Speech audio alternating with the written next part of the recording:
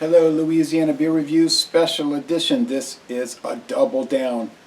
And what kind of double down?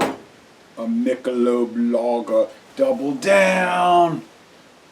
Oh, well, now here we are in the morning on February 11th, 2018. It won't be posted on this date. 4.8% alcohol, 19 international bitterness units, Michelob Lager. Sometimes it's rated at 5%. It varies. This is 4.8% this batch. They'll say that on Tap Into Your Beer that it can vary. Okay. This was bottled in December 2017. First brewed in 1896 as the beer for beer connoisseurs. It was available only in draft and only at select locations, including the Michelob Tavern in St. Louis. Munich style lager. Okay, it's an embossed bottle. You can see. Yeah, you say it looks like Shock Top. Yeah, it's the same exact bottle design as Shock Top because, remember, when Shock Top first came out in the early 2000s, it was called Shock Top. Yeah, 2005, I guess. Shock Top. I'll get it right. It was called Michelob Shock Top. Remember that? Michelob Shock Top. And then it was branched off to its own line.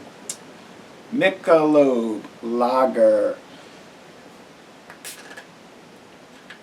I bought this at Dorgnac's. It was $6.99 for the 6-pack. It's not even sold in this parish. I bought it in Jefferson Parish. Oh, that smoke. Very rare today relative to other mass-produced beers. Okay, so it came out in 1896. Anheuser-Busch wanted to make like a specialty above premium beer. Instead of just Budweiser, a special Michelob. Okay, better ingredients, better production quality or standards. From 1896 until 1962, believe it or not, it was only sold in draft form. From kegs, unpasteurized draft form. I wanted to go walking today. I'm still being delayed hours after hour due to heavy rain here in Carnival season 2018. From 1896 until 1919, 1920, Michelob was only sold in draft at Michelob taverns. That's right. At one point, breweries owned their own taverns. You had Michelob taverns that only sold Michelob. Budweiser taverns. Pabst Blue Ribbon taverns. But since Prohibition, the land of the free, does not allow you the freedom to sell beer at your own barroom if you are a brewery. How you like that? Not exactly free enterprise,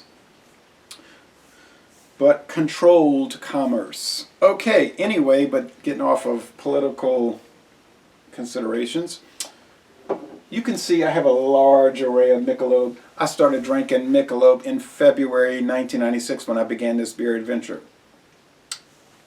This bottle and this bottle still contain beer within. They've never been opened.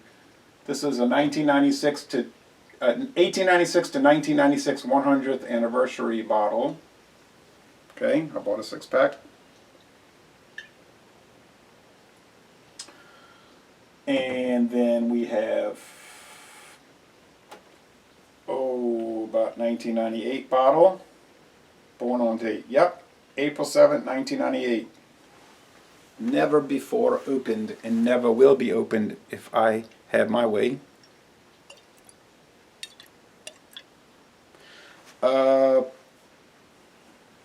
Then they got rid of the shroud and they started to have this kind of mimicked bottle. And 2001. Oh, hey, I like this. Yikes. Bottled on 9/11/01, September 11th, 2001. Wow. That's sort of an important date. This was bottled on the very day of September 11, 2001. I wonder what time. VE74. Oh my God. All right. Who will ever forget? So that is something else. I never dreamed this was the case. I never noticed that before. Then we've got the, later, they got rid of the shroud altogether, or any kind of, got to dust these again, any kind of decision to do that. They just went to a regular long neck, similar to the Amberbach. It's hard to believe it can get dust that quickly. I just dusted. Well, non-returnable bottle. Born of the finest ale, finest all-natural ingredients, a smooth, rich taste. Nice looking, kind of plain, but nice. Then they decided in '07 we're going to go back to the shroud, or the teardrop thing. They came out with this sharp-looking bottle. That didn't last because once they got bought out in '08, that was the end of these. Classic all-malt lager brewed with noble European aroma hop varieties. Born on January 26, 07, 2007. And then they adopted this, you know, with the Michelob Brewing Company subsidiary. They branched it off into its own so-called company with its own craft beer line, which did not sell. Michelob doesn't sell. I'm going to tell you why. It's priced higher than Budweiser. Oh, and here's the Centennial, Michelob Centennial from 1996. It was a special brew for the 100th anniversary, and you can't get it, and if you didn't try it in '96, you never will try it. It was awesome. I loved it. It tasted great. Woo, I'm glad I bought this. Okay, time to start drinking. So they went to an all-malt recipe. They used to use adjunct.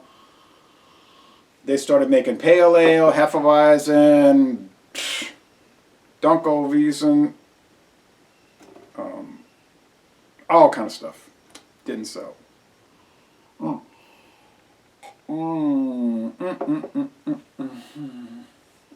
They used pale 2-row barley malt, Hallertau Mittelfrüh, Streuselspalt, hops, their own yeast.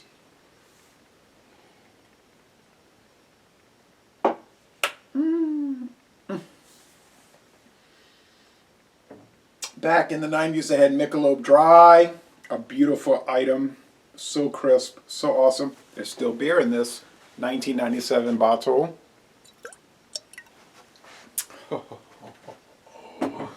In 1981, they came out with Michelob Classic Dark, a dark beer. What a wonderful product. Then in '95 they came out with Michelob, no there's no beer in this one, Michelob Amberbach. An Amberbach beer to go after sort of like Shinerbach. Believe me, this is way better than Shinerbach because it has flavor and character, something Shinerbach, in my opinion, does not have. And then in 1991 they came out with Michelob Golden Draft, which I've only bought in Minnesota and Illinois. Draft only, it's not pasteurized, cold filtered. Golden Draft. Oh, what a delicious item. Brewed in St. Louis, but not sold in Missouri. But that might have changed in 2017. All right. Okay. And they even had in 1995-96, which I never saw, they had a special malt liquor called Michelob Malt. About 6% King Cobra area malt liquor. I never got to buy it. I would have bought it. Believe me, I would have bought it. Because I'm a big malt liquor person anyway. So imagine Michelob Malt. Alright. It was like a malt liquor but with way better ingredients. This thing is so drinkable.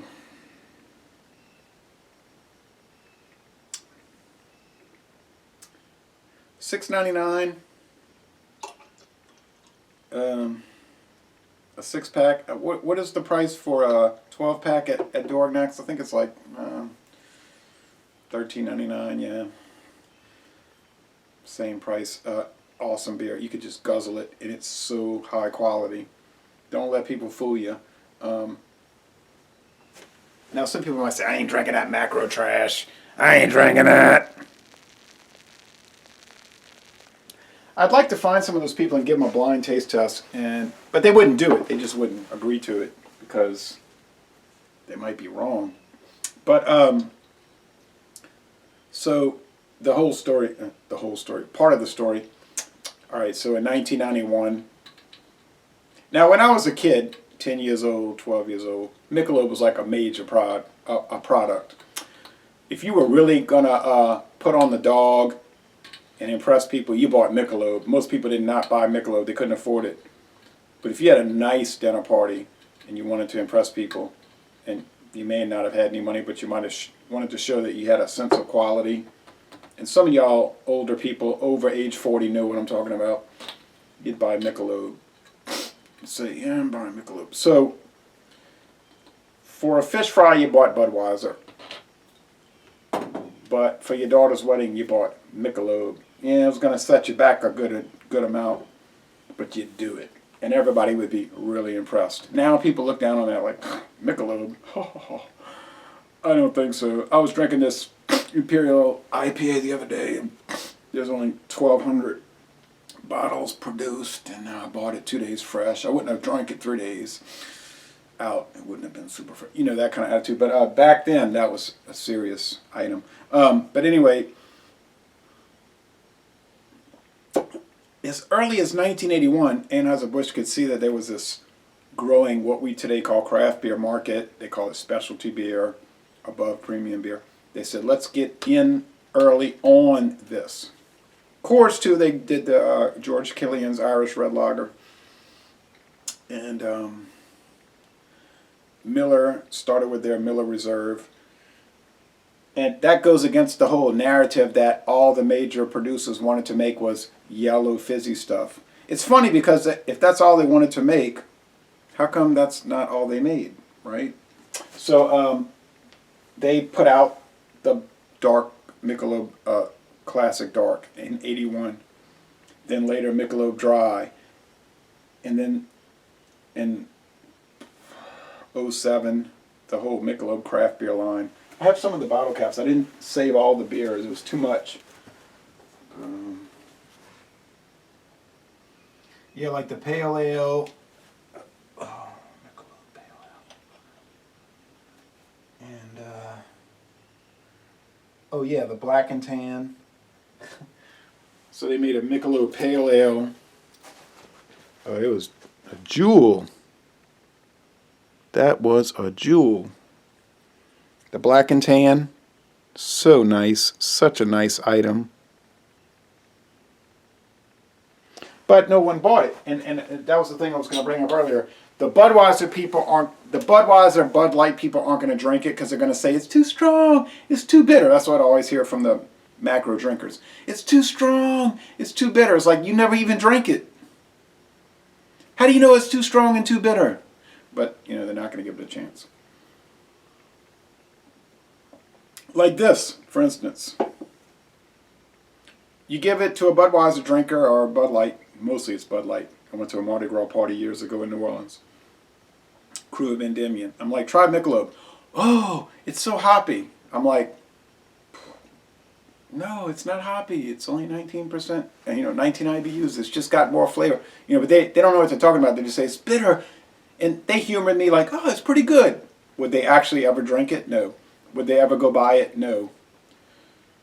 Did they even enjoy it? I don't know, because they're not going to branch out. They drink Bud Light, and they're only going to drink Bud Light or Michelob Ultra. Then you got your craft beer crowd.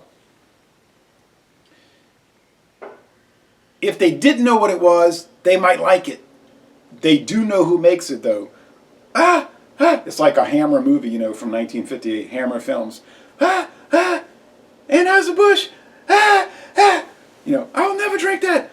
I'll die before I drink that. So they're not going to give it a chance because it's a mass-produced product. It wouldn't matter how good it is. They don't like it. I don't like it. I'm not drinking it. I'm not drinking something from the evil empire. So this is one of those beers that's caught in a trap.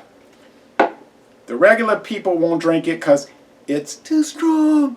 And then the craft beer people won't drink it because it's from Anheuser-Busch. Same thing happened with Busch Copper Lager, Busch Signature Copper Lager.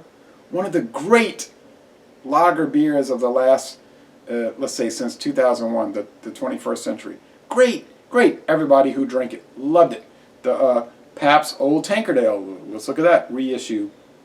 Fabulous. Can go toe to toe with any craft beer. Wouldn't sell. You couldn't give it away. Naturally, I bought it. William Kepley bought it. But it's the same trap. So, am I here to apologize or cry and whimper? I'm up here whimpering for Michelob? No. If it gets canceled tomorrow, I'm not going to sit here and be done out about it. But I'm just looking at it for what it is. I'm saying it's a great beer. I love it. I've been loving it for over 20 years. But it could disappear tomorrow.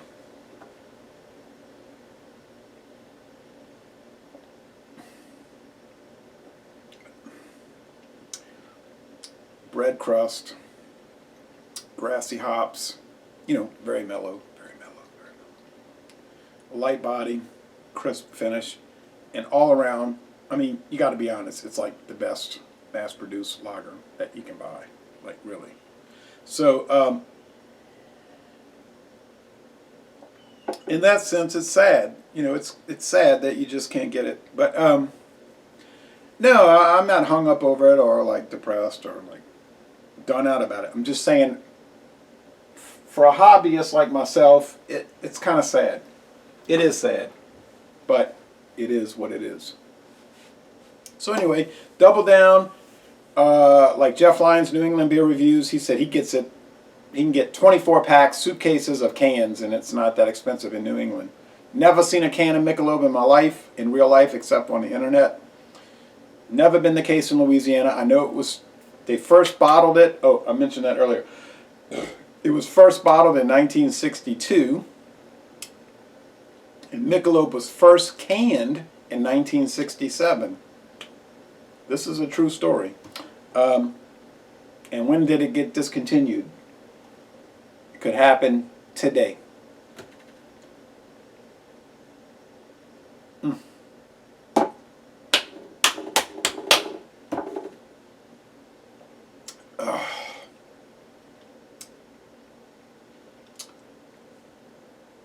If this beer has flaws, I want to know what they are. I swear I want to know what they are. All right, but I've been talking about this since February '96. Oh, Michelob, I just go on and on. So I've been going on and on about it for 22 years. So thanks for watching this video production. This, all the bottles, and everything. All right, so that's the fun of the hobby. You talk about everything. You talk about the bottles. You show the collection. You drink it. You talk about it. All right, thanks for watching this video production. Y'all come on down. Y'all come on down to southeast Louisiana.